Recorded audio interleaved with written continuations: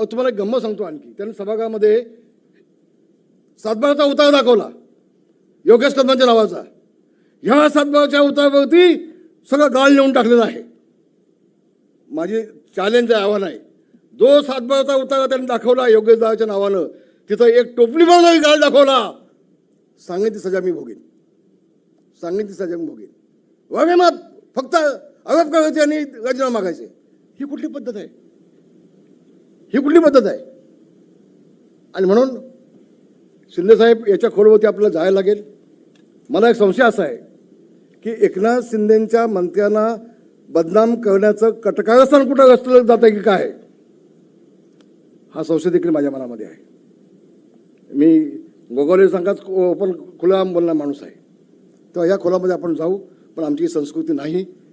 आम्ही आता पण जनसेवा ही ईश्वरसेवा या भावनेनंच काम केलेलं आहे. शिंदेसाहेब, आपल्याला मला एका गोष्टीचं आणखी सल्यूट दिलं पाहिजे.